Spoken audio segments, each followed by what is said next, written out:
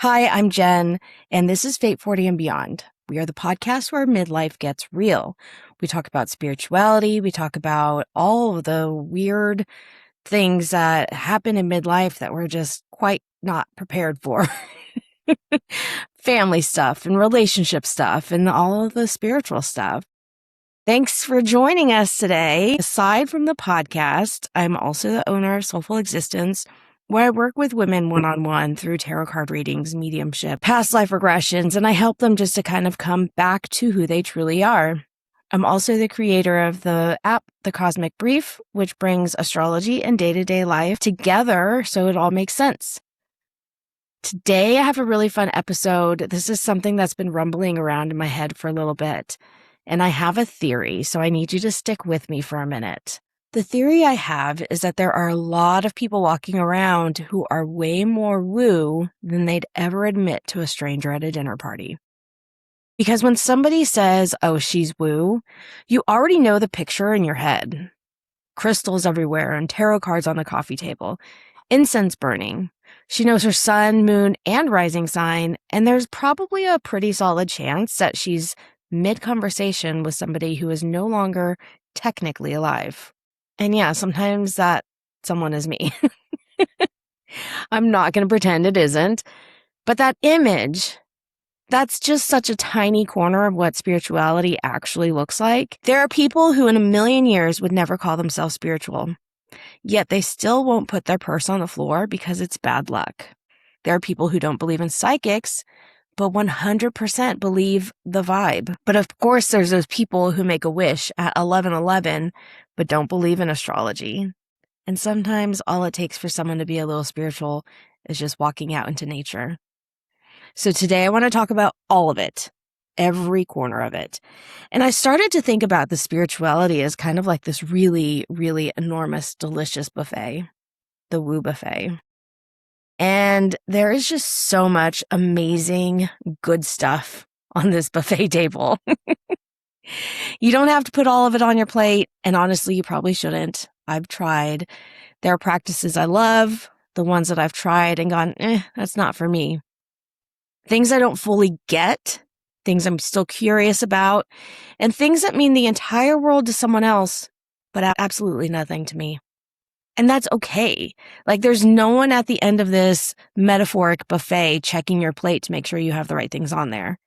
So take a walk with me. Let's see what's here. And maybe by the end of this, you'll realize you've been eating at this buffet for years and you just never knew what to call it. Woo is a funny word because it honestly covers so much ground. We're talking intuition, energy, synchronicities, divination, spiritual practices, and metaphysical stuff. Basically anything that doesn't fit neatly into the physical world, conventional science, or traditional religion. And I actually really love the word woo because it keeps this conversation from getting too serious.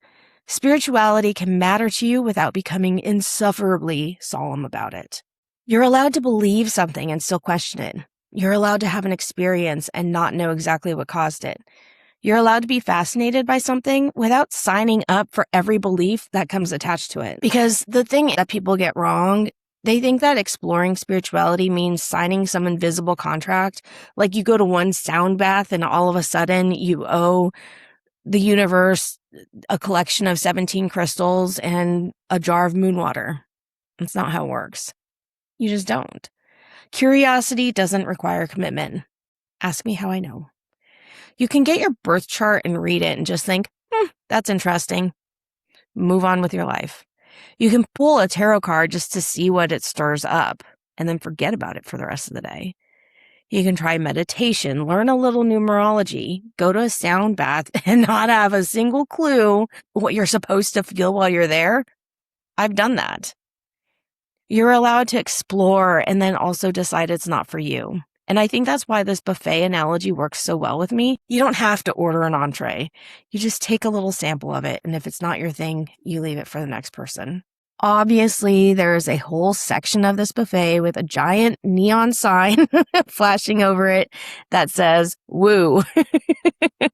Astrology, tarot, oracle cards, psychic readings, mediumship, crystals, Reiki, energy healing, chakras and auras, and pendulums, manifestation, numerology, all of those things, past life regression, those are woo. That's the part where somebody might find out that you're into this stuff and go, oh, you're one of those people. And that's when you say, yes, come and join me. Astrology is an interesting one because it's gone fully mainstream these days. Almost everyone knows at least their sun sign. And that's usually the gateway drug. There's so many people who are not woo and still know what it means to be a Gemini. Okay, cute. And then somebody breaks the news to you and tells you have a moon sign and a rising sign, and then houses and aspects and transits. And before you know it, you're up at 3 a.m. trying to figure out whether Saturn has been personally victimizing you for the last 2 years. Another Ask Me How I Know. Tarot is a great example of how one practice can mean completely different things depending on who's holding the deck. Some people use it for prediction. Some believe they're getting information from spirit. And some don't think it's supernatural at all, but they use the imagery as prompts to see the situation from a new angle. Someone might pull a card and journal about it, but you have the same 78 cards with completely different relationships to every single user. And then you get into psychic development, mediumship, and channeling, the stuff most people would put pretty far into the deep end of the woo pool. Mediumship is communication with people who have passed and died. And then you've got the psychic work and the spirit guides and channeling. To be clear, I'm not telling you any of this is objectively true. That's not what this is about today. We're just walking through the buffet and looking at what humans do and believe and all the different shapes that this type of spirituality takes. The people who have these different beliefs and all of the things that look the same on the outside, no one needs to agree on why it's working. They just need to get something out of it. Sometimes the better question isn't, is this real? It's just, what does this practice actually do for me? So first, let's take a look at numerology. It's a whole symbolic system built around numbers. You can calculate a life path number from your birthday. There are personal year cycles, different numbers that carry different meanings. And I think the real beginner set of numerology is angel numbers. Like I said, we all know someone who will make a wish at 1111. They will sit there and swear up and down that they aren't remotely spiritual, but they just know that that's what you do. Or maybe it's not 1111 for you. Maybe it's a number that starts stalking you. You catch it on the clock, and then it's on the receipt, and then maybe the license plate on the way to work of the car in front of you. And eventually there's a little moment where you go, what is this supposed to mean? Because surely it means something. Which brings us to synchronicities. Those coincidences that somehow feel like more than coincidences. When you randomly think of someone you haven't spoken to in 6 months and they text you that day, or you're considering whether to take a job and suddenly have 3 totally unrelated conversations with 3 totally unrelated different people, all talking about that same industry. Or you're thinking about someone who you love, who has passed on, and their favorite song comes on the radio. All of those could be coincidences, sure. But they can also be deeply meaningful. This is absolute fact. And I think there's room for both. You don't have to prove like the supernatural origin of an experience before you're allowed to admit that it mattered to you.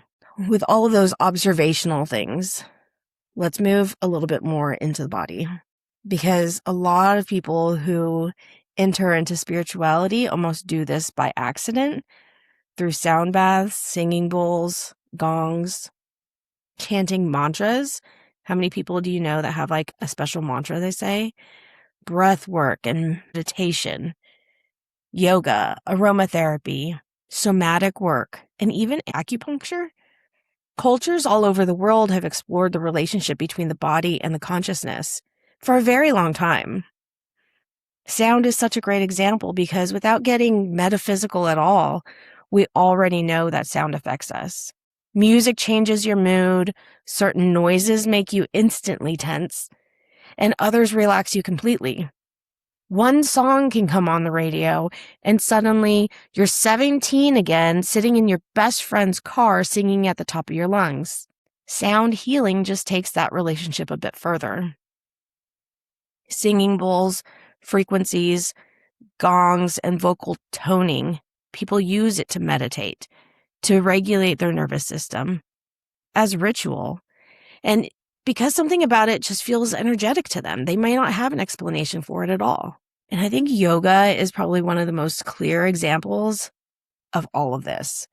A deep spiritual practice with philosophical roots that somehow the Western culture picked up and rebranded as exercise, which is really fascinating to me because a lot of people can walk into a yoga class thinking, hey, my doctor suggested this because my hips are tight. And 45 minutes, they're laying there in savasana, contemplating the meaning of their entire existence. Yeah, welcome. Join us at the spiritual buffet. And then I think it's beautiful that maybe a spiritual practice might just look like being outside in nature. I think that's one of the most stealth woo versions of them all.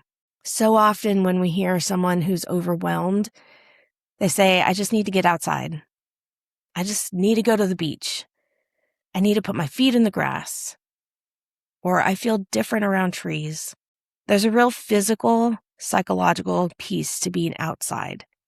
But underneath that, there's this ancient human habit of treating nature as sacred. The moon, the ocean, mountain, forest, fire, animals, the seasons. But then you get to like gardening and growing herbs, walking down the beach and collecting seashells, or picking up cool rocks for no reason whatsoever, watching birds, or just sitting by water. There are people who have never had a psychic reading, who don't know their birth chart, don't meditate, own 0 crystals, and they would not call themselves spiritual at all. But that same person will sit at a quiet beach at sunset and suddenly feel something that they can't fully explain. And maybe that's spirituality for them. Maybe someone's church is the forest. Maybe someone's meditation is gardening. Or maybe your ritual is just taking your coffee outside before anyone else in the house is awake. I know for me, it's look at the moon. There's some people, animals just come up to them. And that doesn't mean that like every animal is a sign or every sunset means something. I was outside the other day and a hawk flew over and it's like, okay, that hawk can just be a hawk. It's not necessarily delivering an urgent message from the universe, but sometimes it is. And I think the most beautiful thing is like in that moment, your attention shifts to that and it makes you stop. And you're present for just 30 seconds and you're thinking about something completely different. And that counts. One of my other favorite versions of woo is what I want to call grandma woo. It might genuinely be my favorite part of the whole imaginary buffet because spirituality was not invented on social media. Believe it or not, it existed before that. Humans have been doing little weird rituals and superstitions forever. I think from the time memory started for us, don't knock on wood, don't walk under a ladder, throw salt over your shoulder, wish on a shooting star, blow out your birthday candles, and make a wish, right? Some people have a lucky number. But I think it goes a little bit deeper than that. It goes into those family stories. Somebody dreamed about a relative, and then something happened not long after that. Or someone's grandma just knew. Somebody saw or heard a loved one right before finding out that that person had died. And then there's those objects that belonged to people that we loved that don't feel like ordinary objects anymore. The most beautiful one is probably recipes that have moved down through generations. The herbs, the candles, the home remedies, traditions that nobody can explain the past of. This is just how we've always done it. And depending on your culture, your family, sometimes this stuff gets filed under folklore or superstition, ritual, ancestral practice, or even sacred tradition.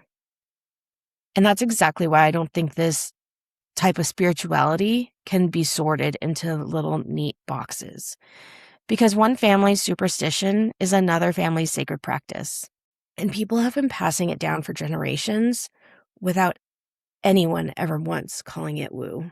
I think there's another portion of this conversation we need to bring up too, because religion belongs in this conversation. Not because religion and metaphysical spirituality are the same thing. They're not. The theology and the traditions, the meaning behind them can be completely different. But there's a real overlap in the kind of experience people are actually reaching for.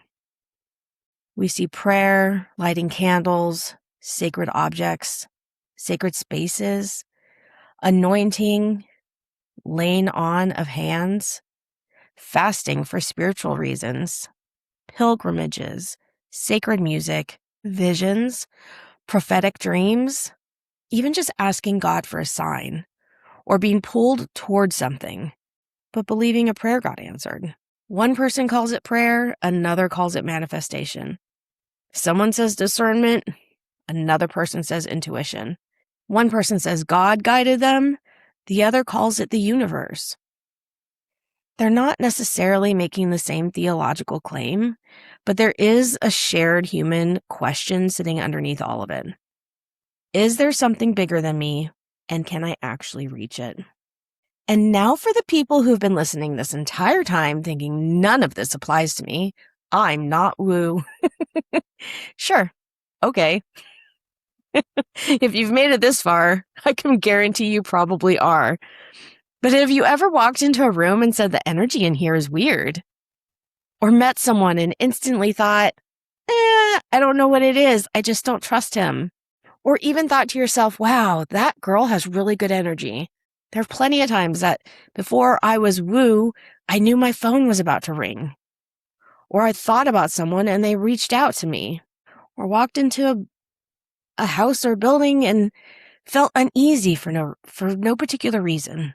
My favorite are the dreams that just feel different. Or the little nudge that says, no, don't go to that. Those are usually your intuition. And I know so many people who have asked for signs or have a lucky object, read their horoscope for fun, or talked to someone out loud who you love and has passed away.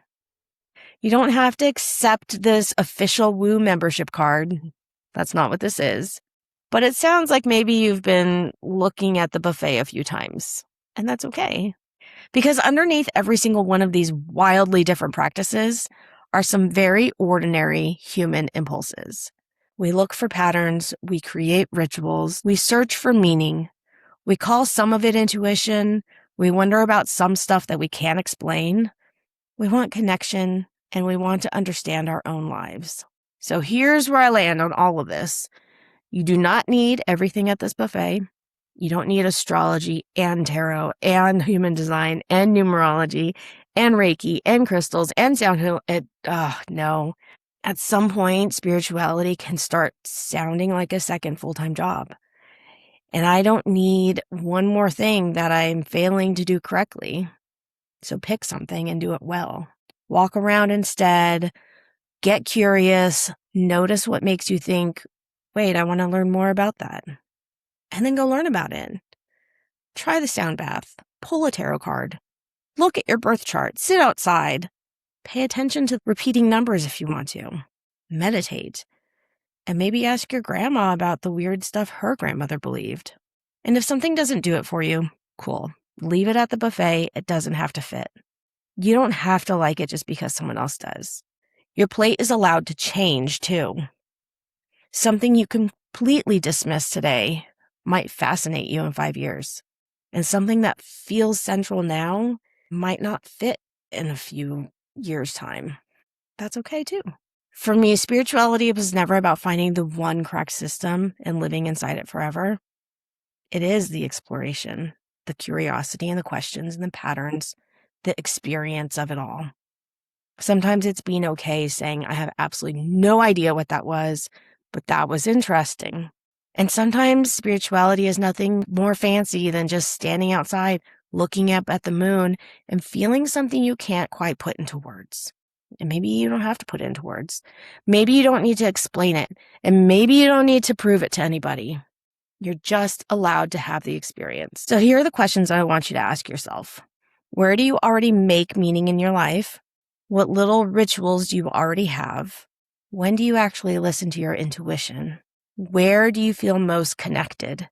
And what's the thing that you're secretly curious about, but still feel a little silly admitting it?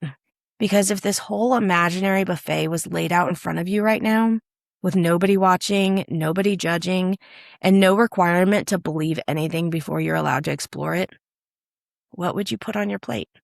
So start there. And if you end up with astrology and tarot and sound healing and dancing barefoot under a moon, just go get a bigger plate. Thank you so much for joining me today. This was a fun episode for me because it made me recognize how much I have taken with me and grown and left behind over the years. And I just hope that there's some sort of a message here that has resonated with you. My name is Jen. This is Fate 40 and Beyond. Share the episode, comment on the episode, whatever it happens to be that just shares how much you love it. I would appreciate that. Join us again next time.